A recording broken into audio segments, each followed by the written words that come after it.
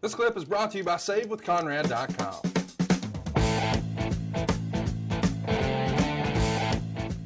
Next up, we've got Texas Tornado winning the Intercontinental title, pinning Mr. Perfect in 5 minutes and 13 seconds.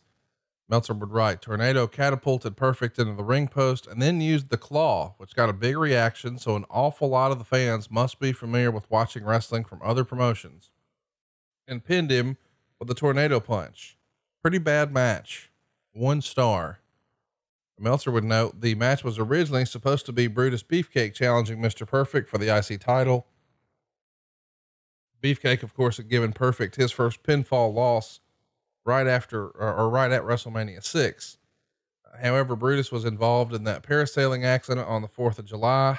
Kerry Von Erich, who had just come into the WWF about a month prior to this, was then put into the match. A lot to unpack here. Had Brutus been in the match, was he going to win the title, or was Perfect going to get his win back from WrestleMania 6?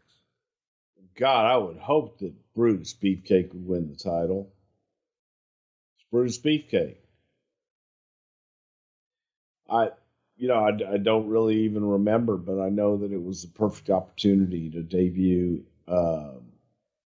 Kerry, get Kerry out there and get Kerry into a big name right away, make some impact, come on in and win the championship.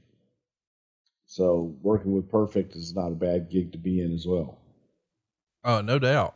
It's just fascinating to me to think we may have actually had Brutus Beefcake as Intercontinental Champion. I mean, I think as it is, the only titles he won in the company were tag belts, once way back in the day with Greg Valentine, and then fast forward with Hogan. But yeah, Brutus Beefcake, Intercontinental Champion, I don't see it. Could have happened. Should have happened, probably. On paper, this feels like it could be a great match. You've got Kerry Von Erich, who's now wrestling here as the Texas Tornado. What a look. I mean, he's compared to our champion, Warrior. Incredible physique, natural charisma. Fans were popping for the stupid ass claw, dumbest finishing maneuver in the history of wrestling. And Mr. Perfect is freaking Mr. Perfect. My goodness. These feel like prime opponents, but it just doesn't click. Had Kerry lost a step? Did he not have it? Was Mr. Perfect slowing down? Was he not motivated to work? No, Kerry lost a foot. Oh gosh. What? Do you think his work changed that much with, when he lost the foot? I do. I think a little bit of his confidence was lost as well. That, Kerry became, I don't want to say obsessed, but concerned definitely with his work, how he did what he did at that time, so that people wouldn't think that he was working without a foot. Let's, I don't know why this match wasn't better. I mean, do you have any, is it really as simple as sometimes guys just don't have natural chemistry?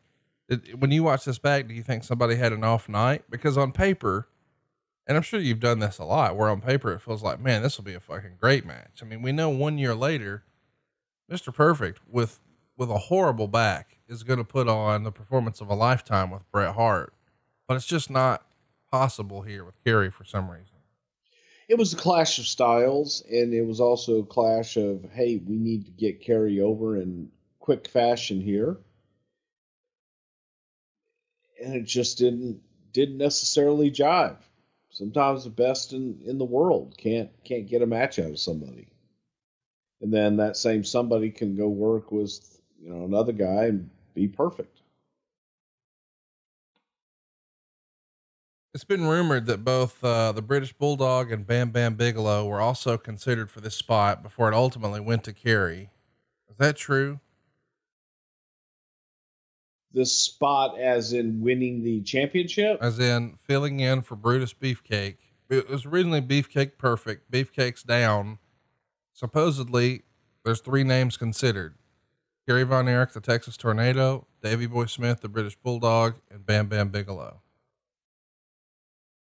It wouldn't shock me at all to think that they were considered.